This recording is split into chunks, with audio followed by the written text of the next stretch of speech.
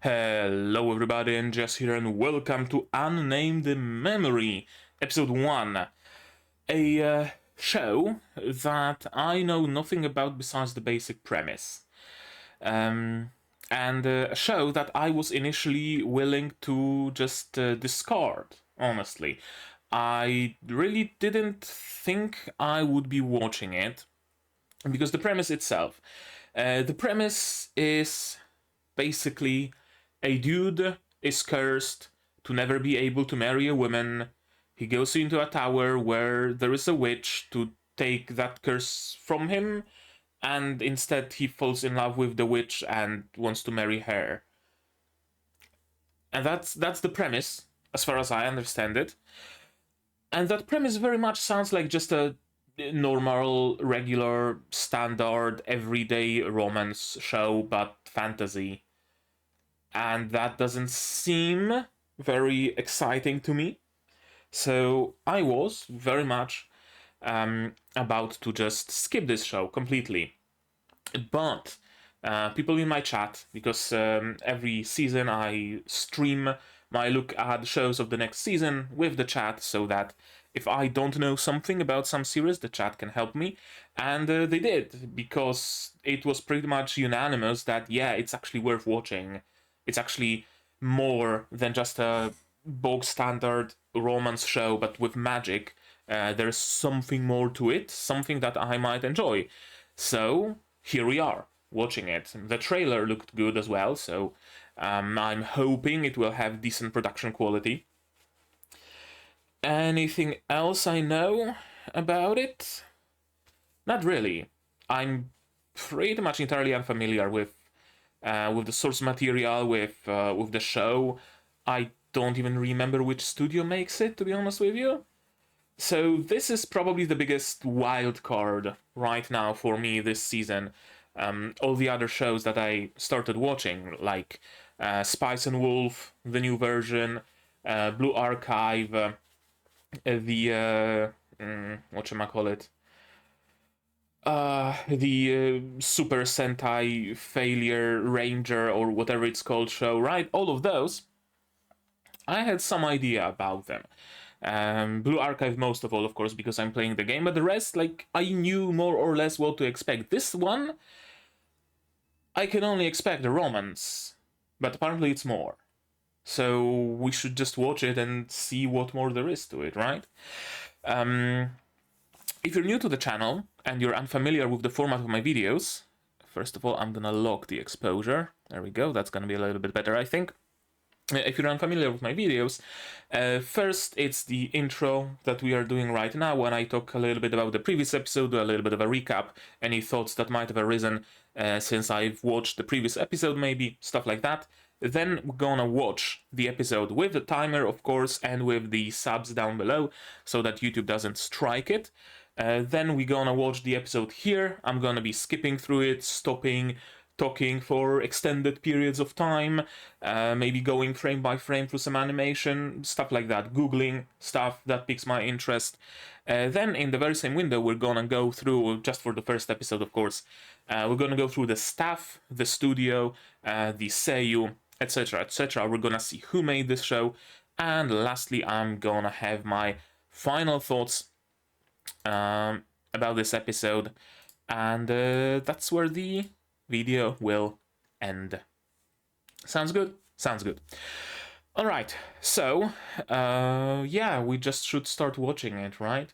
To do it, you'll need your subs, of course, to follow along with me. I'm gonna need my sound to hear what's going on in the show, and I'm gonna have to ask you for support. Support the channel if you want monetarily on Patreon or YouTube down below, or not. Share my content, spread the word, costs you nothing, helps a lot. And with that, we can start watching episode 1 of Unnamed Memory in 3, 2, 1, go.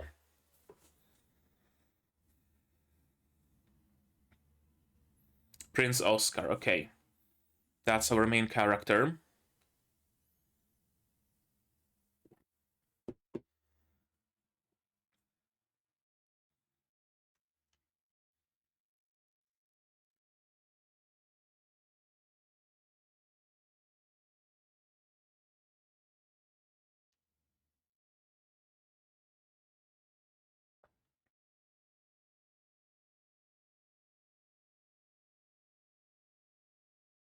Okay, so different witches. Already reminds me kind of Maju to Yaju, inadvertently.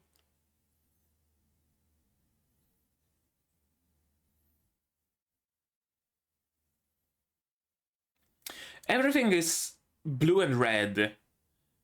Blue and red lizard, blue and red flowers. The prince is wearing blue and red.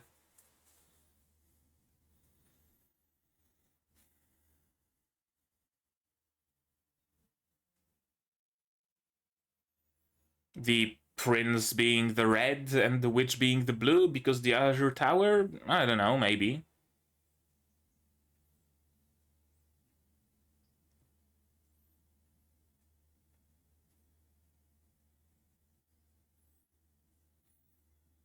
Yeah, she's definitely the blue.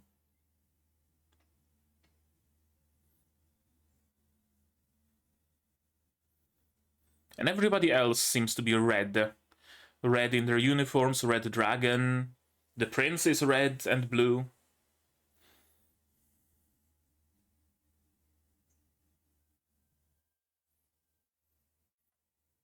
I always like the hair that has like different color underneath. That's a really cool element of the design here.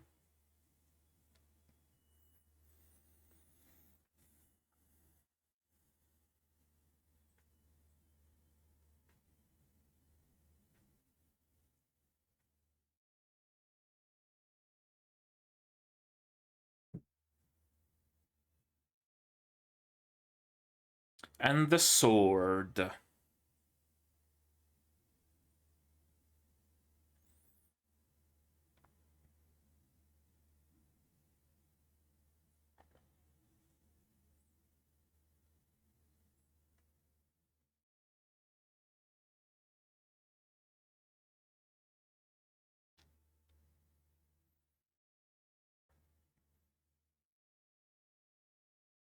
It doesn't look that tall.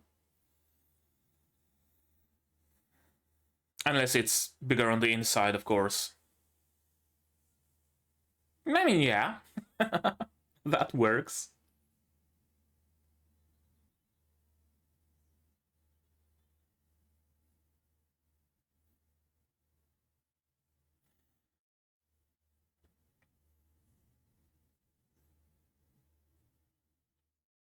It looks like just staircase.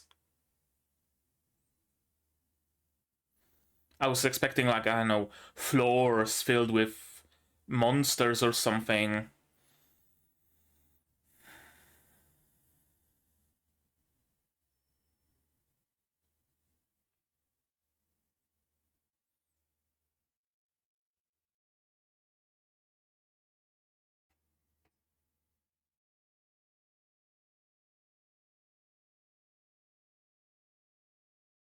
Oh.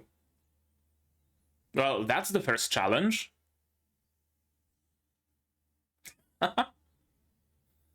Okay. Well, that's good.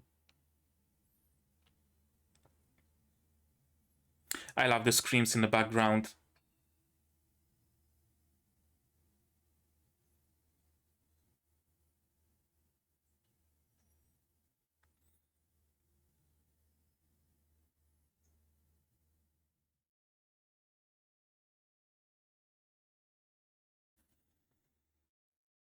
Just an illusion. Okay, so it's like trivia or mathematical problems and stuff like that. I thought they were gonna have to fight cyclopses and shit.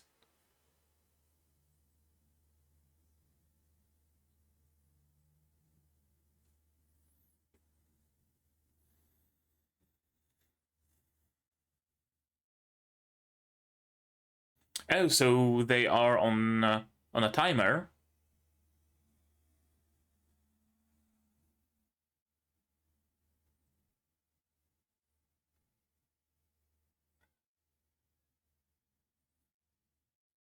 Litola. A magical construct of some sort, a familiar? Or another witch? Okay, so combat challenges as well.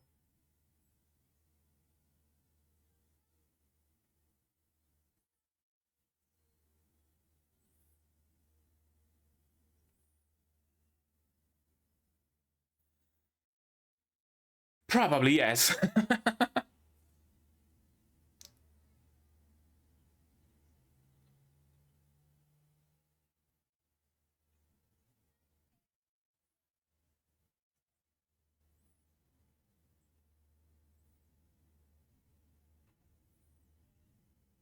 Okay, so someone has succeeded.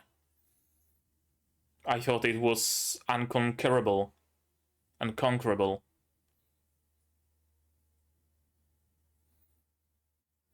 Is that how he got the throne, maybe? I don't know. Probably not. I mean, he was already a king while he was conquering that, right? No, not really. He's laser focused on the challenge. More fighting.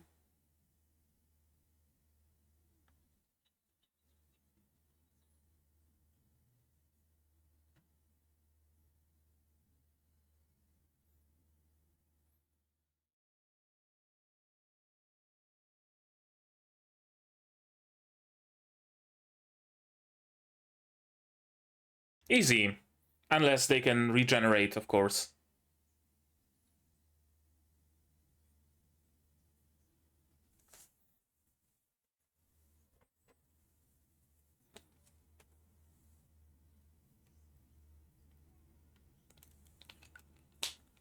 Some nice herbal tea.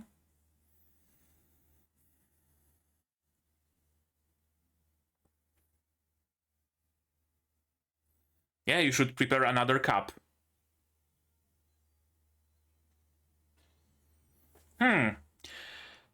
Surprisingly decent animation, I noticed. Judging by what we've seen early on, I was fully expecting sliding PNGs and camera shake.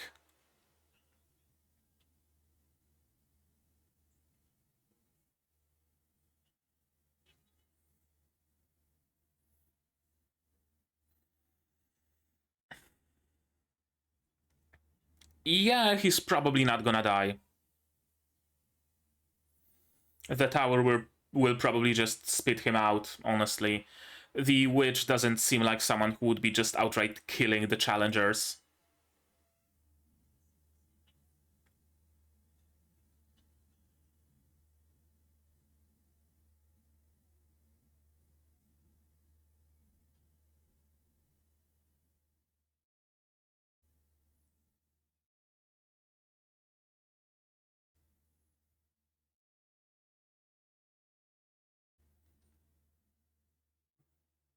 Are we at the top? No, some sort of a storeroom.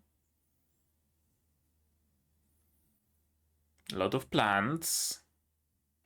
Oh, we are at the top. Oh, that didn't take long. I mean, it took a whole day, sure, but I expected this whole entire episode to basically just be climbing. But no, we're 9 minutes in and we're already at the top. Tinasha.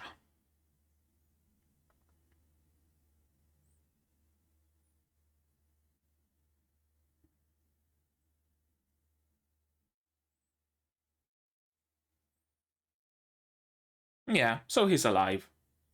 Exactly as expected.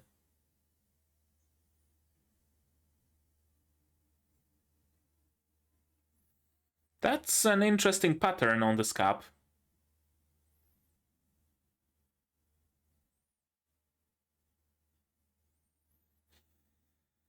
I guess witches are ageless? Yeah, basically.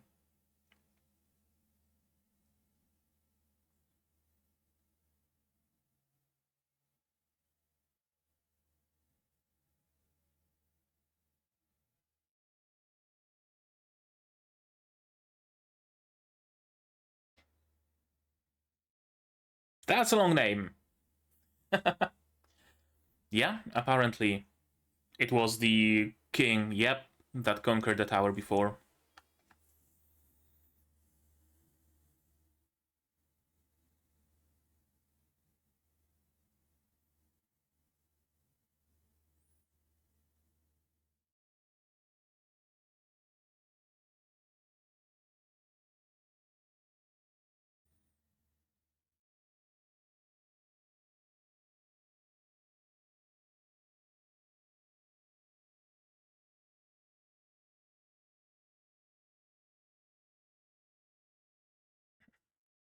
Okay, so she's a familiar. I was wondering whether maybe, I don't know, an apprentice or something. Hopefully no, like, wild beasts get to him.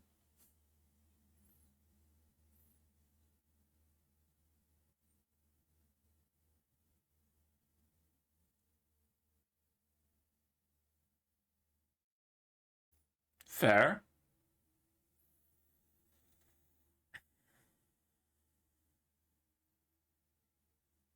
Okay, that's a good system.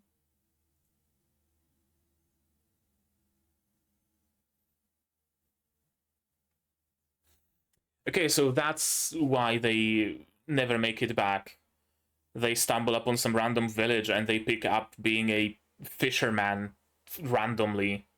Interesting.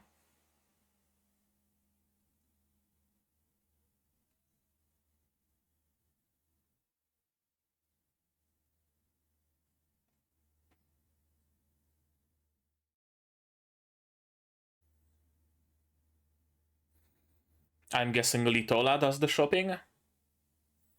Or can she just, like, summon food and other necessities?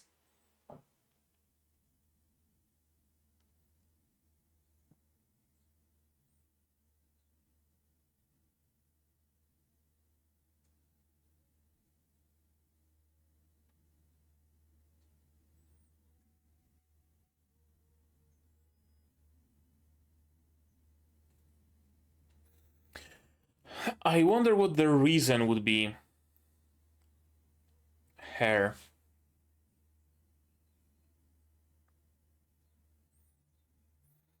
A scorned lover, perhaps?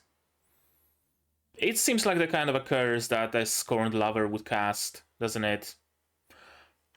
Yeah, yeah. It's absolutely that. It's absolutely that. The witch came in, killed his wife, and then cast a curse on him because they used to be lovers and he ran away, or like something along those lines, probably.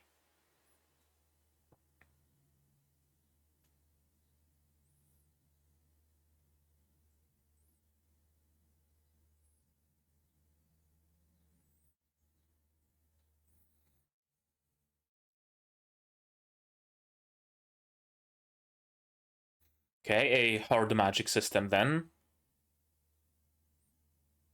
Versus a soft magic system. Gotcha.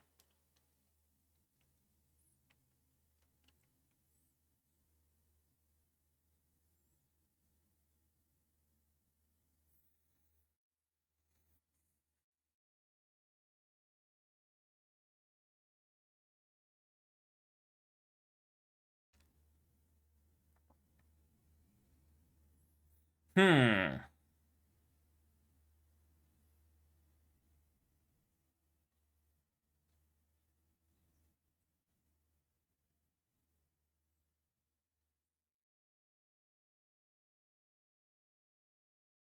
A blessing? Fuck do you mean a blessing?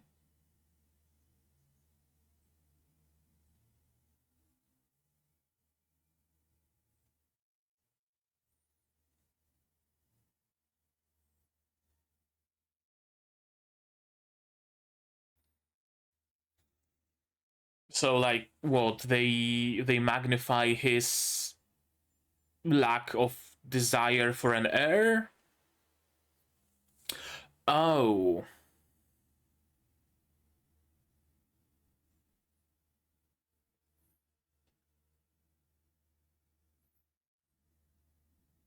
So something like, I know, since every child is destined to eventually die, I will bless his future children with not dying, and they will not die because they will never be born.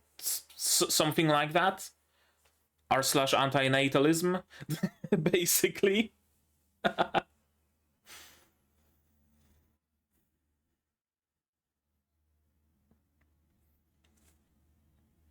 Hey.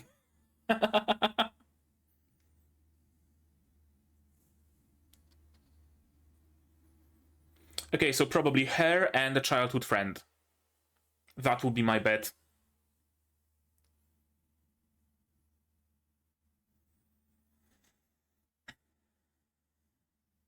Okay, so we have fertility magic.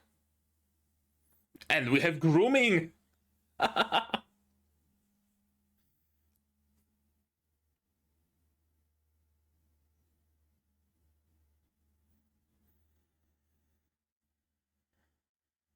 And it's just gonna point at her.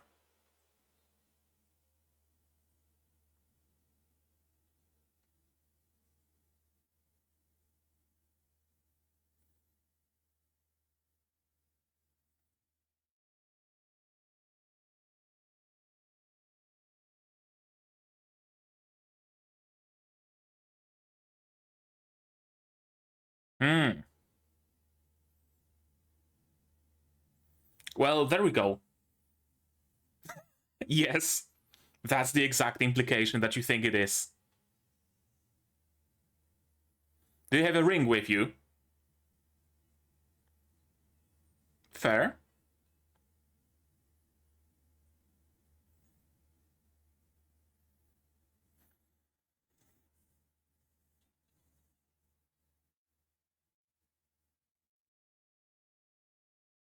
I mean, it is something you can do.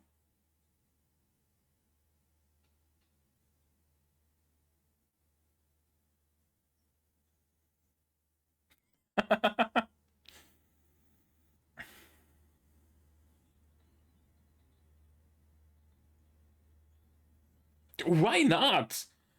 Seems like something, like, you know, pretty powerful. You could create a dynasty of fucking Uberschment.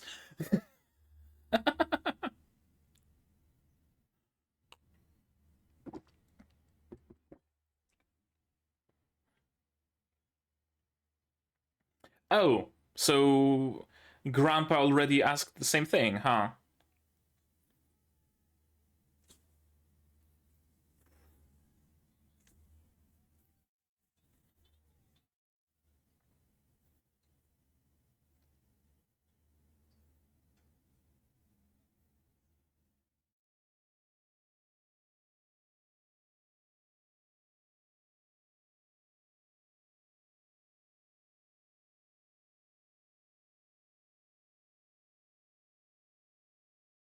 Okay, so the sword is important after all. Because it's a powerful sword. And I'm up for a powerful challenge. Yeah.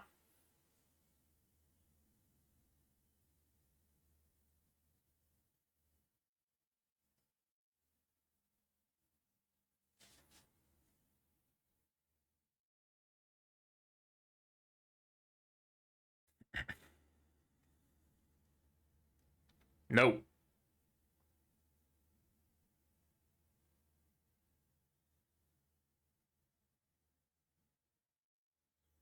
Hmm.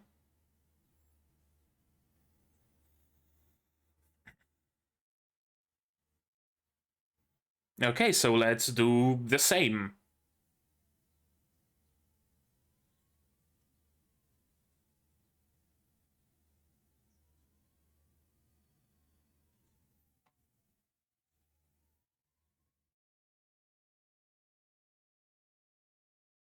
Yeah, and during that time, I will make you my wife. We're gonna have the time to grow closer, understand each other better, yada yada yada yada. And after a year, you will say yes, of course.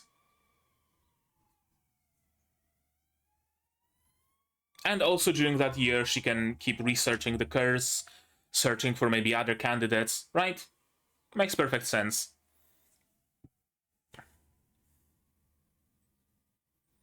Perfect compromise. Where which? Here which?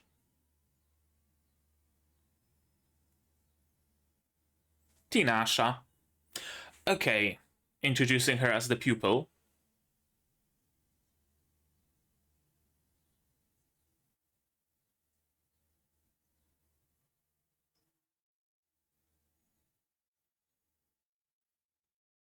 He wishes she did, but no, alas, they didn't get that far.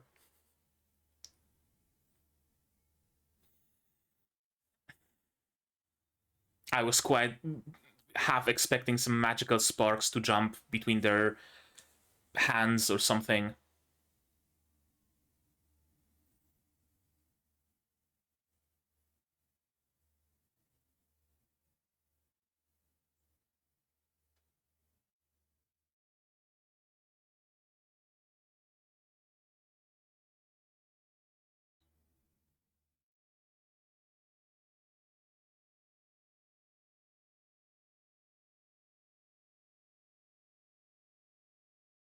Yeah, there is already chemistry between them. He's not gonna need a year. The thing is absolutely gonna get solved before a year is up. 100%.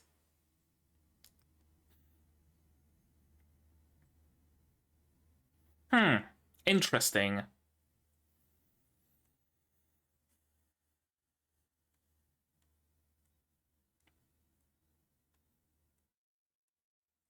More characters that we will meet.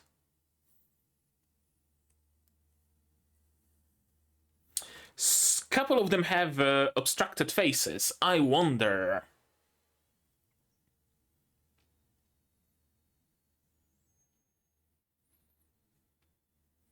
I wonder whether those faces will be unobstructed as we meet them, or are they supposed to be obstructed because we are not supposed to know them, because there's some sort of a spoiler or something? Or more like a nod to the fans of the source material who are able to recognize these characters just by the silhouette and are very much excited that they will appear in the anime, but us anime onlys have no clue who they are. Probably.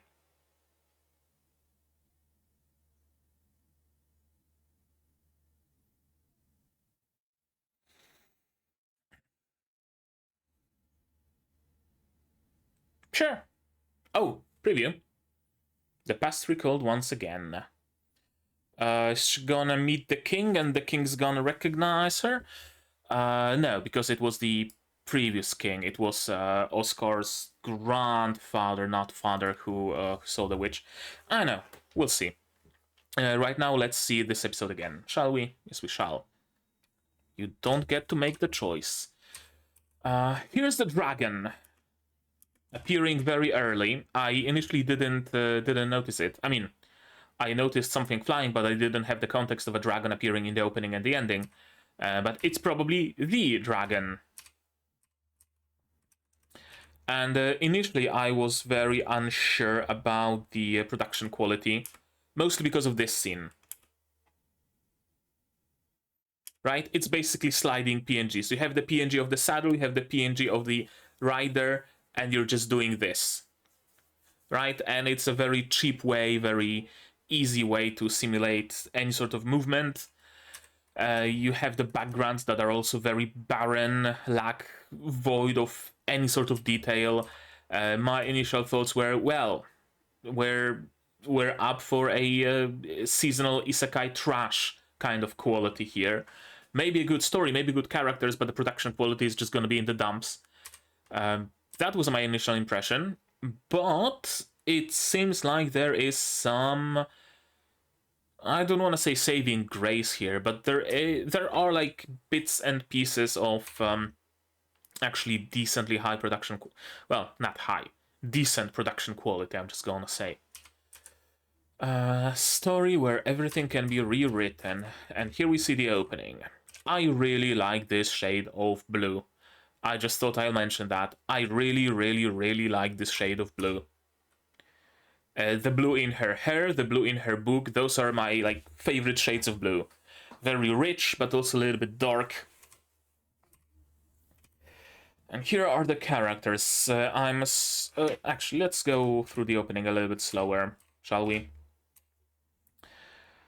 That's the king on the left, I assume. Some sort of royal guard, maybe Oscar's friends from like Knight Academy or something, I don't know. Something along those lines, probably. Royal mages, who are probably researching the curse, and the girl on the left is probably the childhood friend, or at least she's a competition for what's the witch's name? It's not Tinasha. Tinasha is from Monmusu. Something. T. I'm gonna call her T. Yeah, probably competition, probably childhood friend. We'll see. It wouldn't surprise me if she was another one who's able to withstand the magic power. Although I see this like cross on her neck, and she doesn't wear major robes like the others do. So maybe she's some sort of a priestess. She has a book, so probably a priestess. Maybe she needs to stay chaste or something, so she's not a candidate. Maybe. I like that the guy on the right is probably some sort of a battle mage, because he's wearing mage robes, but he also has pauldrons, and I very much do enjoy battle mages. My favorite character that I played Sacred with was exactly a battle mage. Another mysterious woman. The prince, and yeah, the rest is just normal opening fare. We see some of his childhood, we see some of her past, and the sword in the middle. Interesting. The Witch of Silence hasn't been spotted. Actually, a very good moment to note something down. If you're new to the channel, this is my book of theories. That's where I note down my theories and any other notes I might have during the watching of the show. And after it ends, we go through all of them and we see how many of them I guessed, how many of them I didn't guess, etc. I'm gonna give Sentai Daishikaku a page and a half. Sure, seems fair. So, Unnamed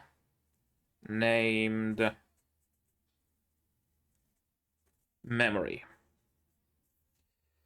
What was I? Right, The Witch of Silence. The Witch of Silence was the king's lover or admirer.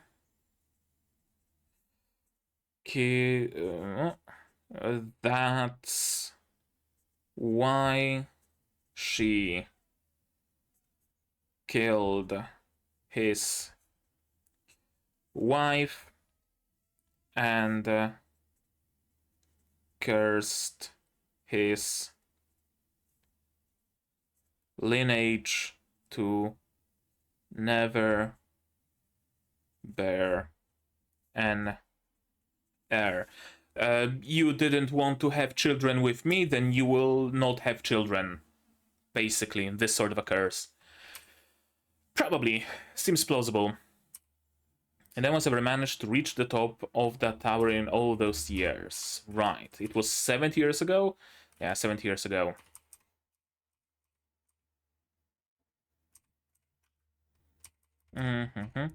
I like his character. I just hope it doesn't become too grating, like he's over... We could easily slip from him being confident into him being overconfident Gary Stew. It's a tough balance to strike. Right now he's confident, and his confidence is warranted, right? He's a good swordsman. He's knowledgeable, apparently. We are kind of sort of encroaching on a jack of all trades territory, but then again, a royal heir is supposed to be well educated and is supposed to know how to fight, and also his sword is magical as well, so that explains a lot. But we could easily slip into him just being able to solve any problem, solve any crisis, do anything whatsoever, and there being simply no challenge at all. I don't think it's going to happen, but it's possible that he will just become a Gary Stew who is never challenged by anything whatsoever. We'll see. We'll see. The mathematical theory doesn't scare him, thankfully. That's a nice shot, upside down.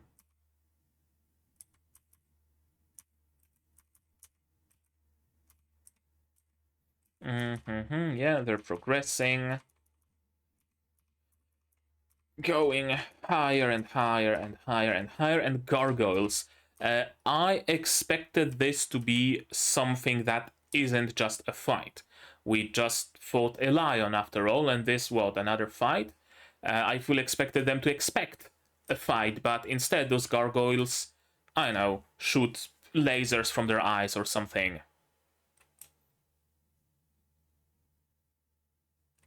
Right? Their eyes light up. He does the right? He notices something, and I thought, oh, he actually noticed that the gargoyles are gonna start shooting lasers in a pattern, and you have to avoid those lasers or something like that. But no, it's just a normal, regular, standard fight with gargoyles. Animated sparingly. We do see some sliding PNGs. Yeah, sliding stills. A lot of what's happening is happening off screen. But it doesn't look bad. Right, like this animation. This looks good. This looks good. It could have been CG. It could have been a sliding PNG. It could have been off screen, but no. This is off screen, or in zoom rather. Sure, but again, not the greatest production quality there ever existed, absolutely not, but it's not bad either. And I don't think it's going to be focused on combat. I don't think it's the show that just has our characters go around the country fighting monsters, so, right? Stone statue room. One person, and of course she instantly thinks that, yeah, one person, well, they're not gonna do anything, they're not gonna reach me, so why the fuck did I even brew this tea? It's a wasted effort. But no. No, thankfully not. He really got very quickly over what he believes to be his companion's death. Just, I don't know, just a note. Then again, he seems to be fairly... Then again, no! I was about to say that he seems fairly devoid of emotions, but no, he's genuinely scared for his friend here. So it's not that. I guess he simply is very goal-oriented, goal-driven. He has a goal of reaching the top, and should Lazar actually have died, he would be mourning after he achieves his goal, after he gets out of the tower, after he retrieves the body, comes back to the kingdom, then he gives himself the time to grieve, right? He did everything that needed to be done, now we can process our emotions. Something like that, maybe. That's the vibe I'm getting. Very quickly did we reach the top, and interesting that the entrance is through the storeroom, rather, should I say. There's a barrel of probably wine or beer or maybe water, plenty of plants, no doubt medicinal, or herbs for tea.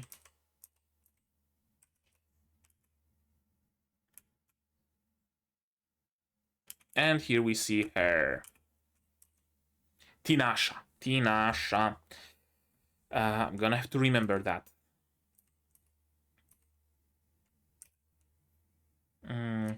Yeah, she just stopped aging.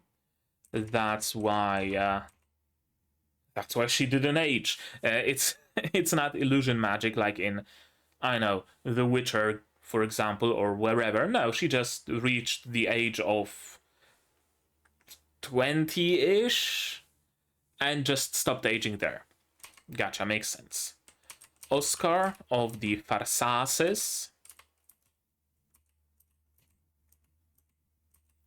And Litola is a familiar. Interesting to see a human-looking familiar, right? Like, familiars are usually anything but human.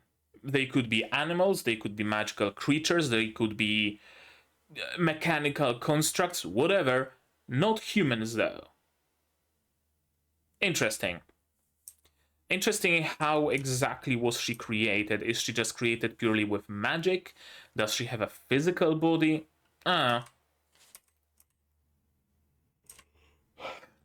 This is interesting. Yeah, she doesn't want to kill them. We know that. We figured. Those who fail have their memories altered a bit and get sent off to random corners of the mainland. Right, so they are just in to prove themselves or gain fame. Yeah, so they are probably just nobodies that nobody really knows. If she did the same to a crown prince, then someone would spot him somewhere and bring him back to the capital, for example. But because it's adventurer Bob from whatever borough, and then he gets his memories altered into being a fisherman from Third Rima, he goes to Third Rima, becomes a fisherman, and that's it. Maybe someone's gonna recognize him eventually, but then he's just gonna say, oh yeah, I actually just... I'm a fisherman now, and few will question it. So yeah, good system. Good system. And yeah, of course, she's kind enough to solve it, to help them anyway. She pretends to be a Hardas, she pretends to be, you know, this mythical bad witch that people fear, but no, she's anything but. I wonder if she created this sort of a persona for a specific purpose. The easy answer here, the obvious answer here, might be that she got annoyed with a lot of people making requests to her, so she retreated into the tower. So if she still has some requests to comply with, it's not often. And they're really serious, right? Nobody's gonna go through the trouble of going through the tower if they want their hemorrhoids cured. But if she were to live in a town, then people would be banging at their doors asking her to cure their hemorrhoids, right? So that's the obvious answer, but I wonder if there's something more to that. Maybe a feeling of... maybe something happened. She complied with some request and it ended badly, so she decided to retreat from society and seclude herself. I don't know. I don't know. Being secluded like that, it's a big choice, isn't it? People, witches or not, rarely can survive in seclusion for a long time. So usually what you would see is, yeah, the witch or the mage or whatever lives in a tower, but that tower is by a village so that they can visit that village and get some food or whatever. No, not the case here. She lives in the middle of a fucking desert in a tower. She wants to be as secluded as humanly possible, and yet she has some need of human contact. Otherwise, she would not have created a familiar that is human in appearance, would she? She would have created a voiceless golem that just does her bidding, and I'd imagine that would be easier. Or she would just wave her hand and do anything she needs to do remotely. But no, she has someone to talk to. Which tells me that the witch did not seclude herself for no reason, did it despite herself, as in she does not want to be secluded, and yet she has to be. She believes she has to be. My powers are not meant to be wielded on a whim. Yeah, sure, but you could you decide the buttons you press, basically. You don't have to fulfill every wish. You don't have to fulfill every request. And yet you feel it easier or perhaps more productive to seclude yourself from society rather than say no. Could it be that she simply finds it hard to say no? Probably. She probably finds it hard to deny people their requests. That's why this is genuinely easier. Cursed by the Witch of Silence. Yeah, we don't know why, but she cast the curse of never again shall you beget an heir. Your blood will eat away at any womb it touches. The Farsa's bloodline ends with you. That's the exact curse. And and the father doesn't want to talk about it, doesn't wish to speak of it, which really makes me believe that the father perhaps traveled the world, was a journeyman. He met the witch, fell in love, the witch fell in love with him. They, lived together or traveled together or whatever. Then the king disappeared, married the queen, or he was married to the queen, but hid that fact from the witch. Maybe he was incognito. He was not presenting himself as the king. Then the witch learned of the truth. She was betrayed. He was married. He had a son. And she believed that her lover, her beloved, the man destined to her. So she got angry. And so she cursed him. Right? Cursed him and the entire bloodline and killed his wife. Killed the rival, essentially, and then disappeared. Because she wants to take some time for herself, basically. She wants to work through those emotions and stuff. Probably. That's my take on it, at least. If that wasn't clear, please don't spoil it to me from the source material, right? Let's keep the comments clean of spoilers. Seems related to my mother. Yeah, exactly. Who passed away immediately before. Gee, I wonder why, right? Or maybe the king, or maybe the queen was ill. The king didn't know what to do about it. As last-ditch effort, he contacted his old lover. And she not only did not help the wife, the queen, she also cursed him. Maybe. I don't know. Try to find a way. Okay, that explains why he's so studious. He reads a lot. Simple. It explains why he's so why he's a good fighter. I'm assuming he had to fight some bandits, monsters, whatever, to raid those ancient ruins in search for clues, right? Explains a lot. That's interesting. There's no guarantee that a curse can be lifted in the first place. Usually curses are upheld by something, either by the caster's life, right? You kill the caster, the curse dissipates, or there is some sort of a condition or some sort of a workaround to that curse, right? Usually there is something. Not necessarily here. Magic is organized, operates using a shared set of rules, yeah. Curses don't follow rules. Curses are just magic and emotions given form, the way I read it. You can just say, in a moment of anger, you say, break your fucking leg, and it will curse that person to actually break their leg. Or it will curse that person with osteoporosis, or something like that, right? If you speak words, if you speak ill and put some magic into those words, knowingly or unknowingly, it creates a curse. Maybe. If breaking the curse is left undefined, but you can define the breaking of a curse, which is interesting, right? Which is interesting because, yeah, I wanted to say that it's interesting because if that is the case, then I would have expected the curse to be something like you will never beget an heir unless it's with me. But no, maybe the witch was simply too angry, or maybe I'm completely, in the wrong about what caused the Witch of Silence to cast the curse. I don't know. But you can give it a condition. Interesting. And most interestingly of all, not even the caster can undo it. Usually that's the pretty much universal thing about curses, isn't it? All the other details about how a curse works between all sorts of universes, all sorts of worlds might change, right?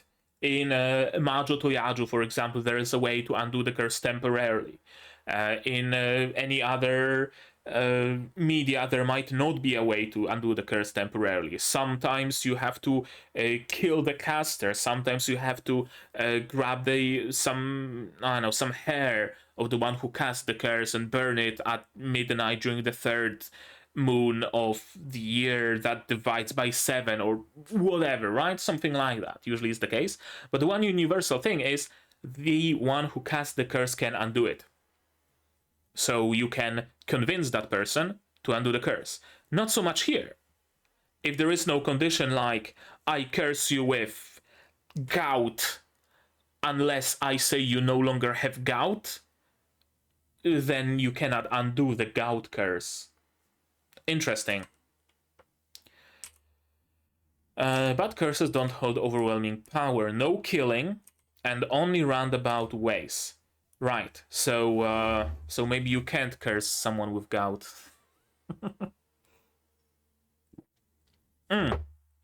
Or you can curse them with gout, but it will not be like magically crystals appearing in their joints, but rather it will change their eating habits, and that will create a surplus of uric acid, if I'm not mistaken, in their bloodstream.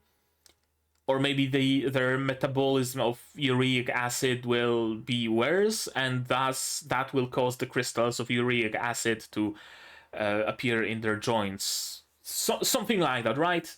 It doesn't work directly. Your curse seems to go beyond what I described. Not a curse, but a blessing. Very interesting. Blessings are cast like curses, but they magnify the energy that's already present, and they work the other way. They are there for protection, mostly, and for good, for benefit. But if you can frame a negative as a positive, you can cast a powerful blessing that will be ultimately a negative. Interesting. Subverts the idea and tries to protect any unborn child with an extremely powerful force.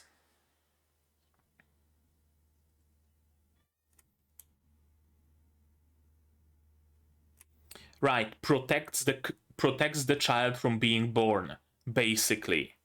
The good, like protection, the blessing of protection from being born there, right? You could bless someone from, protect them from choking on food by forbidding them to ever eat again and causing them to starve, right? That's that sort of thing. Interesting. If the blessing could be analyzed, you could use magic to alleviate it. 20 layers intertwined there. That's a powerful heckin' blessing. Can't break it, but we can find a woman who can withstand the child's protective power. Right, someone with a very strong womb. 1 or 2 on the mainland. I assume there would be even more if we venture beyond the mainland. Based on their magical power and magical resistance. Calling it now. More women resistant to magic in Oscar's environment. In parentheses, childhood friend. That's the obvious one, isn't it? Priestess girl? Right? Maybe. Childhood friend is the obvious answer here, isn't it? What if she's married elderly on a child? If she's married, yeah, morally nothing you can do. But hey, you could, I know, you're the prince. You could make it so that polygamy is legal in the kingdom. There are ways around it, of course there are. If she's if she's elderly, we can do stuff about it. Should be fine with some magic, fertility magic. Hey. If she's a child, you can raise her to be your ideal woman. If she's like 9, you can groom her into your ideal bride. Sounds like a plan, doesn't it? Sounds like a plan. You see marriages with gaps of 20 years all the time with royalty. Yeah, I mean, that's fair. But still. But yeah, the obvious answer is that, yeah, she can withstand the magical power. Easy solution. And she's very much embarrassed about it. She's very shy about it, which again kind of disrupts her image of that like all-powerful cold witch that will have you go through countless challenges just to get there, and then she will deny your request and eat you alive, or whatever kind of an image she tried to create like that. Yeah, she's very much embarrassed about this idea. The royal council would spit the blood at the idea of introducing witch's blood into the royal bloodline. Why not? Honestly, why not? Right? Create a powerful, extremely so, royal family who not only have the knowledge that like education brings and the strength that sword training brings, but they also have innate magic, right? From what I can tell so far, magic isn't something extremely common.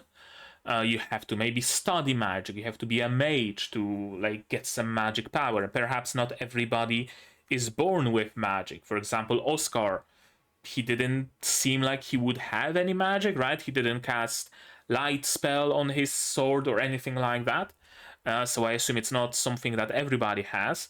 But if you could make a royal family of witches, well, that's gonna be a one heck of a powerful royal family, isn't it? Ageless, so a member of a royal family like that could potentially rule forever, which could be a good or a bad thing. If they are a good ruler, then yeah, we would like them to rule forever, but if they are a bad ruler, we don't have the safety of, yeah, he will die one day anyway, right? Because he won't. But if Oscar could be an immortal ruler, or the child that he and the witch bring to the world, maybe. And of course, his grandfather also had the same wish. I knew the sword is special. It's a sword that can block any and all magic. Cool. And he did concede. You will leave for a year, live with me for a year, and you will... Right? It's a win-win scenario, really. She has a year to research the curse, the blessing, research it directly on the subject, research it using the materials that the royal library may provide, using the resources that the royalty can provide, yada, yada, yada, yada, yada. And if she manages to do that, cool. She no longer needs to become his wife. If during that year she can find some other candidates, cool. She no longer needs to be the one to become his wife, right? And if she doesn't manage to do that, well, no biggie either. She just leaves because she only agreed to stay here for a year. Meanwhile, for Oscar, it gives a whole year to try and woo her, to try and convince her that, yeah, you should become my wife, actually. Win-win scenario, really. Witch's pupil. I guess introducing her as the witch would cause too much of an uproar? Probably. Also convenient that it was the grandfather who met her and not the father, because the father would be able to recognize her. Although she did live for half a year at the castle, so perhaps the father, the current king, was maybe a young child and remembers her face. Could be. We'll see. And yeah, she'll be staying to research and remove the curse.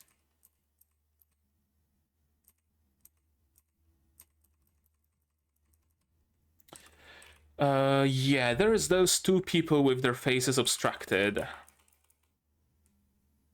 Two noble ladies looking people. The villains of the show, scheming against the witch, maybe? Vying for the prince's hand in marriage? Maybe. Maybe. This is interesting. This seems like a bunch of dead people, right? They're up in the sky among the clouds, wearing all white. I know. I wonder who they are. Maybe actually like dead people, people from the stories that we will see in flashbacks. Maybe, seems plausible.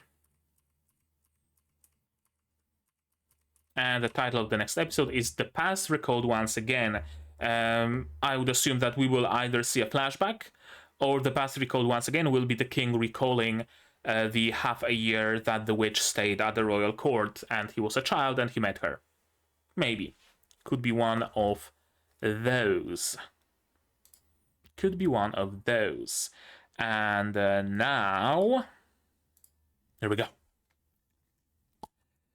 Now, as I said, we're gonna go through the list of staff members, through the list of characters, and we're gonna see who made this show.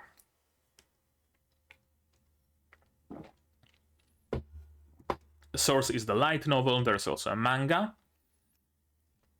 Studio interests me. Studio Engi. Adventure, fantasy, romance, witch, magic, swordplay, royal affairs, marriage, primarily adult cast, heterosexual, all of that checks out. Studio Engi, what have you made? Smartphone isekai. Cool. Shinmai Renkin Jutsushi no Tenpo Kei. Yeah, I can see that. Unnamed Memory does seem like a little bit of a step above Shinmai Renkin Jutsushi though. The backgrounds in Shinmai Renkin Jutsushi tended to be sometimes like pixelated a little bit and stuff like that. This really does seem like a step up. It was still a nice show. I very much enjoyed watching it. Ozaki-chan, Data Life 3, and Kemonomichi, and not much more than that. I wonder who exactly Studio Engi are, because they just started in 2019. Seems to me like they would be an offshoot of some other studio, or maybe some people leaving another studio, forming their own, something like that, maybe? I don't know, I'm not sure. I'm not versed enough in the industry matters enough to proclaim it one or the other way. Let's check out the staff. We don't have much staff listed, so let's go through them all. Original story and original character design first and foremost. Original story by Kuji Furumiya, who also wrote Babel, whatever that is. Unnamed Memory sequel after the end, apparently. And some other mangas. And Chibi, who also did original character design, or character design illustration for, yeah, of course, Unnamed Memory, something called Yojo to Scoop, and some other shows, some other mangas as well. Alright. Now the the anime staff. This one's gonna be better. Kazuya Miura, the director. And let's say Hitomi Mieno, composition. What the fuck do you mean session expired? I'm not logged in. What the fuck do you mean, AniList?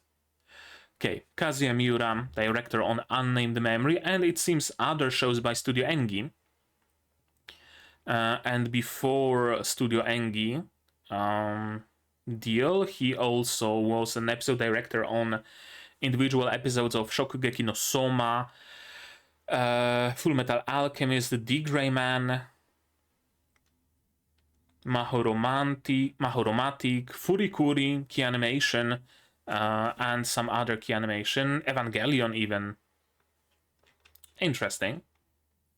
And Hitomi Mieno, who is the series compositor, that's the title, on this show, on Unnamed Memory, also did other Studio Engi shows, it seems. No, actually, no, I don't see any other Studio Engi shows. I do see Sasaki Topi-chan, though, composition and script.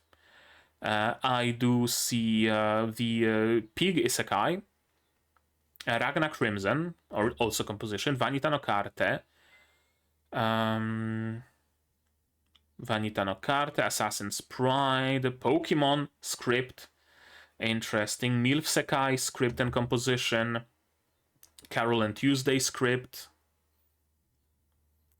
Frame Arms Girls, Flying Witch, plenty of other shows, Akagami no Shirayuki Hime, Gintama, also series composition mostly, Monster High, interestingly, Tonari no Kaibutsu-kun, that's a lot. That's a lot. Dating way back when to when this art style was commonplace.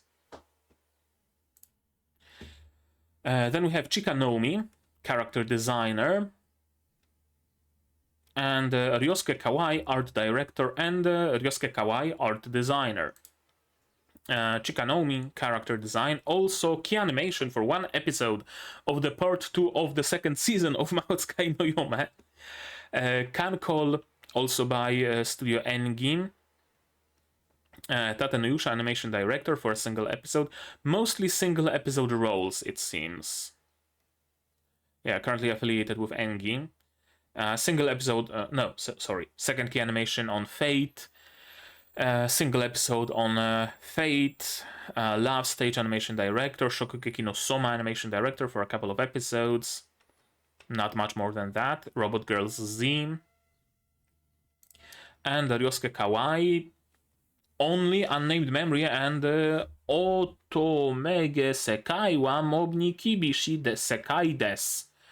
Art director, whatever this show is. Not that much. Color design, sure. Director of photography, sure. Color design by Eiko Nishi, who also did color design for other Studio Engi shows, it seems. Yeah, other Studio Engi shows, as well as Black Clover, color coordination and check, Sankarea, Haikyuu, Koito Uso, and some other shows, and Kojiro Hayashi, who is the director of photography, also photography for a couple of episodes of Undead Unluck, Arc Knights, Getsuyobi no Tawawa, second season, director of photography, Shigetsu Akimi no Uso, and that's it. Trinity Blood and, of course, other shows. And sound designer and music. Sound design, Yuichi Imaizumi, who did sound design for other Studio Engi shows. Studio Engi seems fairly tight-knit, right? Usually people are not as strongly associated with the studio they're working on, in my experience. I know, I might be completely mistaken here, of course. As I said, I don't have particularly much insight into the industry. Sound director on Saito-san as well. The Honda-san, Skeleman, and some other shows. And Akita Matsuda, who does music for Unnamed Memory. Also, interestingly, Hibike Euphonium. Interesting. Non Non Biori ending, Assault Lily, Chunibyo, more Hibike Euphonium. That's a lot of Hibike Euphonium. More Chunibyo, Jitsu wa Watashi wa, more Chunibyo. That's a lot of roles on Hibike.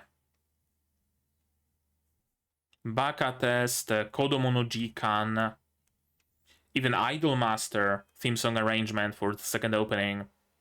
Softeni. Interesting.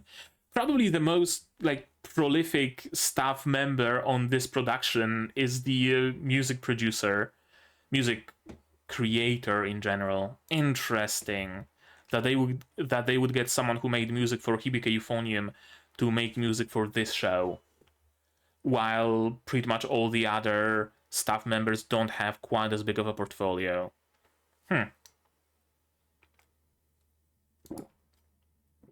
Characters, or more exactly, Seiyu.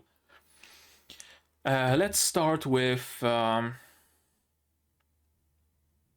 don't think we have the Seiyu for the for Tinasha's familiar. But yeah, let's start with the three people who we've met so far. That is Tinasha, Oscar, and Lazar. Tinasha is voiced by Atsumi Tanezaki, who also voices... let's see. Let's see if I'm gonna recognize anybody here. Anya Forger from Spy Family. Interesting. Oh, what? Frieren and Chise? Maybe.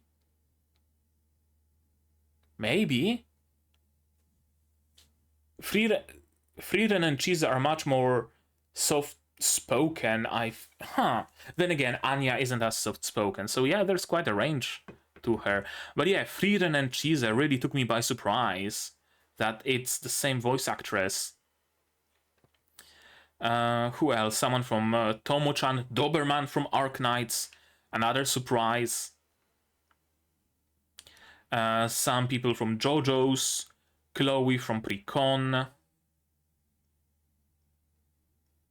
And plenty of other characters. Ryoko.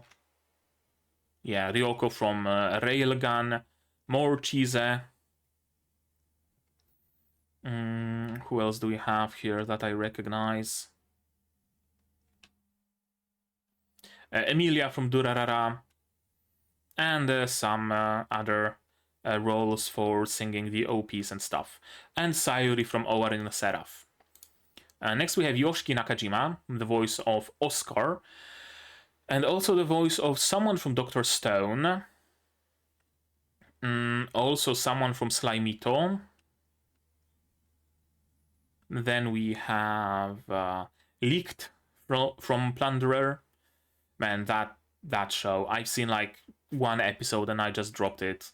One of the very few shows I legit just dropped.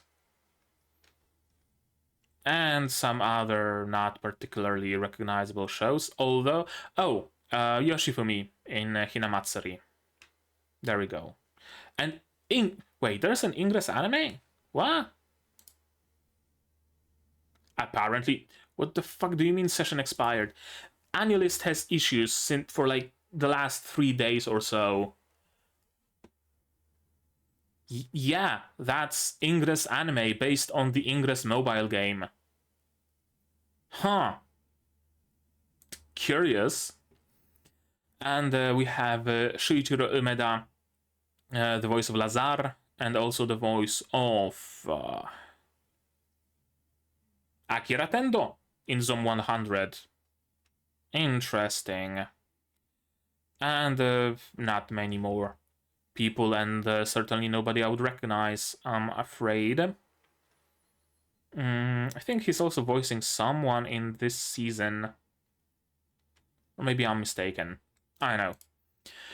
And let's see the other characters, might as well. while we're looking through them. I don't know who Sylvia, Meredina, Als, Cav, Nark, Lucrezia, Lanak, Travis, and Leonora are, but let's check them out ahead of time. Sylvia, Meredina, Als. Sylvia is voiced by Yuko Natsuyoshi, also the voice of someone from Mao Gakuin, Tsubaki in Kunoichi Tsubaki, and that's another lot. Chinatsu Akasaki also voices Felt in ReZero. Well, she voices Meredina in Unnamed Memory, first and foremost. Also voices someone in Jujutsu Kaisen. Alice from Shokugeki no Soma. Someone from Cinderella Girls. And another. Oh, Yumi from Symphogear, the anime girl. The anime girl from the critically acclaimed anime. And Takuya Sato, voicing Als, also voicing Ru from Remonster, that airs this very season. Couple of different characters in Token Ranbu, interesting. Someone from Captain Tsubasa, someone from Ragnar Crimson, Vinland Saga Harald, Sue Chef from Overlord, someone from Marshimashita Iruma-kun, Takuya from this show. Then we have more Token Ranbu shows. I'm assuming it's a franchise that's been running for quite some time then. Caesar from JoJo's, someone from Medaka Box apparently, and other roles. That was, until Als. Then we have Cav, Nark, and Lucrezia. Cav is voiced by Session Expired. Cav is voiced by Kohei Amasaki, who also voices Otto in ReZero, Fall from Tate no Yusha, Mephisto from Arknights. Oh, I'm looking forward to that. I'm looking forward. Teal in Witch from Mercury, and not that much more. Chidose Morinaga, who voices Nark, also voiced a snake, a golem, a bird, a blob, a puppet, and the bat, and some other monsters and animals mostly. Oh, Alien from Pop Tepi Peak and a couple of other roles from Pop Tepi Peak. Curiously, she did not voice Popko or Pipimi. Surprising at this point that there are still voice actors who have not voiced Popko or Pipimi, huh?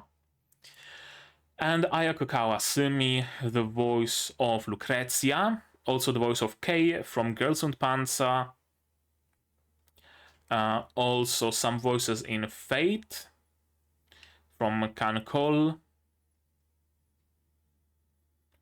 Oh, she's the Neko arc from Fate as well. Yeah, Neko arc and Artoria. Yeah, of course, makes sense. So many different Artorias. That's a lot of roles. Comic Girls, Yu-Gi-Oh! Moful from Amaburi. Finally a familiar face. 2013, 2012. Heinrich in Strike Witches. Susan from High School DxD. Jeanne d'Arc in Hidden no Aria. Miuri from Seikon no Quasar, second season. Who else that I would recognize here? Saki from Tulavru. That's probably one of the most prominent voice actresses working on this show, curiously. Lucrezia must be a decently important character then. And finally we have Lanak, Travis, and Leonora. Lanak is voiced by Junichi Yanagita, who also voices a bunch of no images and B's and D's and A's. So secondary, tertiary, quadrary characters, background characters, basically. Gaston Parche in Witch from Mercury. That's basically the only role I recognize right now. Anybody else? Not really. Falgar in Dungeon Nidenai.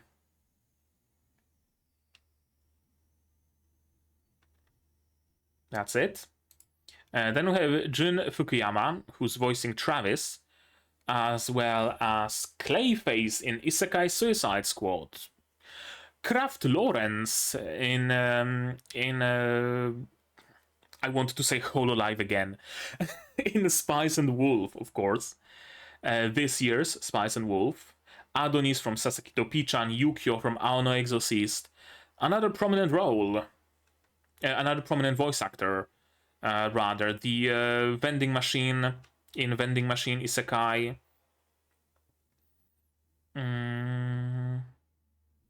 Sensei in Totsukuni no Shoujo. Well, okay, maybe not that prominent, but at least roles that I recognize. And not roles like Uchiujin B. Chiwa Saito, the voice of Leonora, and also the voice of Homura. Would you look at that? Homura, as well as Senjo Gahara in Bakemonogatari, Chloe from Fate, Francesca from World Witches, Nureha from Log Horizon. There's plenty characters that I recognize, actually. And yet it's a character without a profile picture in Unnamed Memory. Maybe someone's gonna add it in time. I usually assume Inugami from Gugu Koku. I highly recommend Gugu Koku. Go and watch Gugu Koku.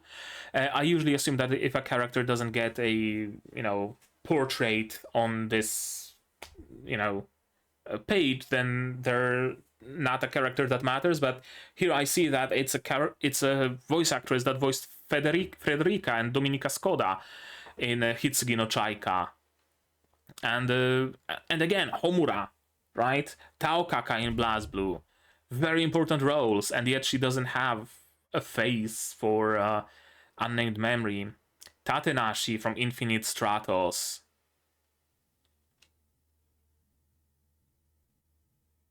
And Alicia from SAO. Besides Atsumi Tanezaki, Chiwa Saito is probably the most prominent voice actress here. That's, at least, I haven't analyzed entirely. I'm not familiar with their, work history or whatever, but through what I see here, from how recognizable the characters are that they voiced, I'm assuming Leonora will be an important character. Unless they're doing the thing where they have a background character that speaks 3 lines and they hire Aoi Yuki to do that voice. Some shows do that. Just as a bit of a Easter egg, I guess. I'm guessing either of those 2 people in the background of the poster picture. 3, 4. Yeah, either of those is Leonora. The one in the top right looks the most like Leonora to me. So probably. And that probably explains other decently prominent voice actors on this list as well. Can't remember who was it, but there was also someone who had plenty of roles that I recognize. Yeah, it's probably those 4 in the background here. Interesting. It really seems like they got a bunch of people who don't have much experience to make this show, because I've noticed that some of the staff members have 7 shows that they've made, and they were, secondary background checkers on them, and plenty of voice actors as well have couple of roles as neighbor C. Curious.